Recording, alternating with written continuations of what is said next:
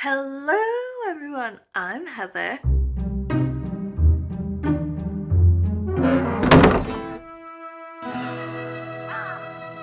Tis the 25th day of Shorty September, soon to be the 26th day, and we've annihilated the prompts already. We just did it. All 12 prompts plus bonus prompt is already done.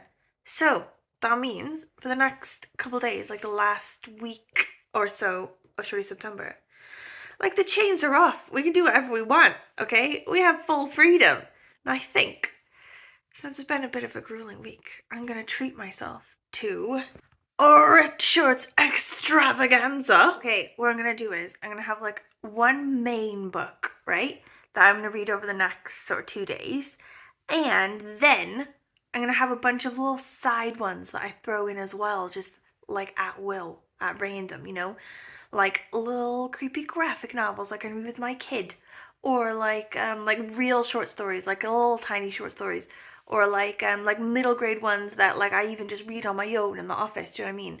Just like throw in a little smorgasbord of ripped shorts, like a little ripped shorts pate. The main book that we're gonna go with is Fear Street, bitches. Night Games by RL Stine. I also read another Fear Street this September. I did The Perfect Date, okay? And this one was supposed to be a backup book for one of the prompts, and I didn't end up needing it. But we're gonna need it now. Okay, before I get started on Fear Street though, my kid and I are gonna read this one. Eerie Tales from the School of Screams by Graham Annable? Dunno. I think I got this one in America ages ago. Yeah, I did. I don't even know where or when. I've just acquired it. I think the idea is generally, it's this school, it's like a classroom with like kids in it, like 9-10-year-old kids.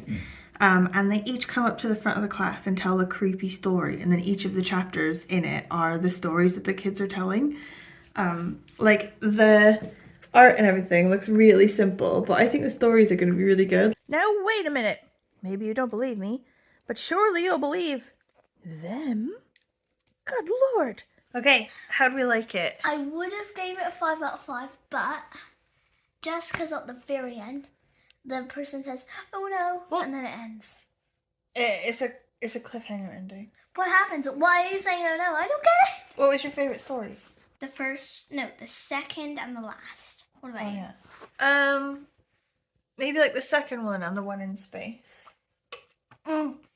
That was funny. So it is like a school where they tell stories. So like this is one of the stories. It's about like a man in the woods, like a creepy like pieces man in the woods. He's like got a head and then like legs and stuff. Another story that another kid tells is like this one where they're in space or whatever, and there's like alien creatures. Another one that they tell is like where there's fishmen, like sea people, and they eat like tax collectors as they come to the town. And the ending was like a total sort of switch. You don't see it coming until sort of like right near the end, and you go, oh my god, I can't believe I didn't see that coming. That was so good. Oh, recommend that 100%. Oh, you're ruining the moment. I'm sorry. Oops. Okay, a couple vlogs ago, I was on about urban legends, right? So I was reading this book about urban legends, and I was like, oh, there's this way of spreading urban legends called Xerox lore, where you like make one up and then you like leave it on the copier, or you make loads of copies and you like post them up around the office and stuff. So I was like, Anwen, we should make an urban legend. We already did. And we did it. Okay, so basically it's this guy, right? And you sort of say, oh, I saw this weird guy. It's so strange. Have you seen him? Sort of around the cemetery. Like not so much in the cemetery all the way, just sort of like on the edges a bit. He was like in shadow. I couldn't see him quite properly. But he was smoking and he was like shady looking, and he was like wearing a tracksuit. And he had these like really dirty trainers, like really dirty. Like then we called it Dirty Trainer Man. Yeah, Dirty Trainer Man. And I was telling some other people about this, and they were like, oh yeah, my friend said she saw that guy as well. No, I think it was a friend had a friend. Oh, it's a friend of a friend, okay. Saw this guy as well, and she got up sort of closer to him, and she saw that he had these like bright blue piercing eyes. And she saw it, she's like, whoa, and she's like really shocked. She's like, oh. And then everything after that was like incredibly bad luck. It's like the worst luck. Like her car broke down, and then like, you know, she lost all her money, and like she went to the hospital and they like forgot to feed her for like 5 days, like all this terrible stuff. And then she got hit by a car. Then she got like it was awful. It was awful. Terrible luck. Apparently, the guy was like, "Are you sure it's this man?" She's like, "Yeah, it was definitely this man. Like, if you see his blue eyes, it's like a portent of doom and like makes you incredibly unlucky." So, and she was like, "So I looked it up online, you know, and I found the Red Book of Death. Yeah, website.com in it, and it says that sort of like that sort of sketchy dude, like you gotta, the only way to like stave off the doom." Is like before you see his eyes. It has to be before you see his eyes. Hey, I like your sneakers. Yeah, you gotta shout at him. You gotta shout. You gotta say, hey, I like your trainers. But the funny bit is, maybe you'll just be saying that to a... Yeah. So maybe you say it to this like guy of doom or whatever. But maybe you just say it to like a random shady dude in the cemetery trying to like, you know, have a split. So, you know, it's the risk factor in it. Yeah, right. Okay, so I love Fear Street books, okay? Love them. And I love these new reprints they're doing, like the new series with like the new covers and everything. But with the reprints, they're trying to make it sort of, I guess, more relevant or less irrelevant to like today's teens, okay? Because it is teen heart fiction. Like, don't judge me. But, like, they sort of keep the story, the main part of the story, as same as they can. And then they seem to only change it if it, like, literally would not make any sense to teens now. Do you know what I mean? Like, they would sort of read it and go, what? You know? So, in the one that I read last week or the week before, they had to change a musical reference. I don't know what the musical reference was in the original 90s version, but in the new version, it said Billie Eilish. And it was weird. Like, the whole vibe of everything is very 90s. And then all of a sudden, like, they've had to put in Billie Eilish. I don't know. I think probably just the musical reference that was there before would be so completely alien to the, like, teens of today that they had to change it. As well, I've just come across one now, and it was sort of, like, a bit jarring and stupid. So, our main girl, Diane, she's out with this, like, group of guys who sneak out at night and do night games or whatever. And she sneaks back into her house real late at night, like 2, 3 in the morning, and she gets a call from this guy named Brian, who's, like, been hounding her about, like, going out with him, you know? And she sort of says to him, she's like, don't call me so late at night, Brian. Like, my parents are going to take my phone away if you call really late at night. And I thought, that's weird. Like, does she have her own phone in her house and they'll like take her own phone on the wall in her room and they'll like take her personal line away? But then I thought, oh no, actually it must be a cell phone. It's the smartphone in her pocket. Her parents are going to take it away. But like, it must have been originally that it was a wall phone, and that's why he didn't phone her till she got home. Okay, because when she was out she didn't have any contact.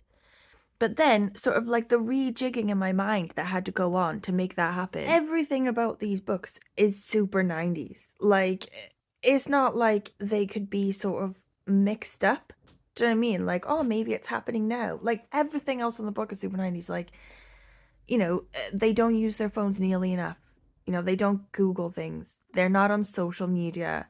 Like, there's no hover parents. Their parents don't know where the hell they are most of the time.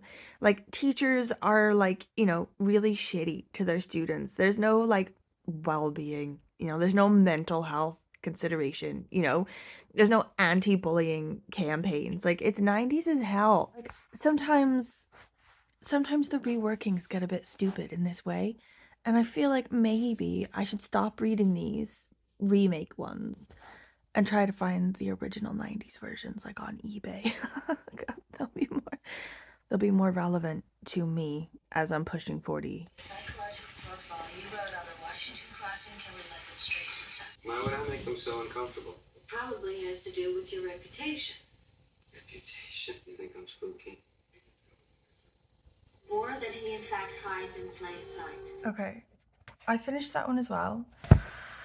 So cheesy and stupid and amazing. Okay, like, I'm not gonna give you any spoilers, just in case you're as inexplicably super attached to these as I am. I'm just gonna say there's a sentence in here, which is, wait, hold on, I'm gonna find it now. Okay, I'm not gonna tell you where in this book it occurs, okay? And I am gonna tell you that it is in this book, but it could be in really any of the Fear Street books, okay? But I couldn't, because I was dead. He had killed me. Like, why is it that in every single Fear Street book, basically, there's somebody who's telling a story, who you think is alive and sort of just walking around, but actually they're dead, and they know they're dead, they've just realized they're dead, but they have to tell you that they're dead or else you won't know, because everything else they do is very living like. Anyway, I loved that. That was brilliant. So tomorrow's one, or not tomorrow's one, like the next vlog that I do for Shorty September, I think is going to be my last one for Shorty September. I've got 3 days left of September and I do it every 2 days. So I don't know, unless I do like one sort of like quickly at the end, I think the next one coming up is it. Okay, so we have a couple things to cover. We'll do a full spread of the books we've read, okay, and their ratings. There was only one 5-star book in that whole thing, but there were quite a few 4-star ones, so we'll have a chat about that. Also, Marcella has asked if Anwen will please give a Halloween graphic novels recommendation spread, and she has agreed. So she's hanging out with mates in Thorpe Park at the minute, like they're away, but she's back tomorrow night and we'll go over that. She's agreed. Also, the extravaganza, the Ripped Shorts extravaganza continues. I've got a couple of the graphic novels that I got from the libraries sort of set up. Also, I found this book I bought in Australia in like a haunted asylum, and it's like about the asylum, and it's like a real like small shorty. I'm not sure if I'll actually read that one tonight because I'm alone in the house tonight, and I think maybe it will actually be scary, not just like, you know, Fair Street scary, but like properly scary. So maybe I'll just like wait on that one. But yeah, that's the plan. Well, like one vlog left, like 2-3-ish like Shorty September days left. I can't believe it. Okay, if you have any thoughts at all for me, if you've gotten this far, thank you. Any questions, concerns? What are you reading? What are you bringing to the end of your September reads? And I will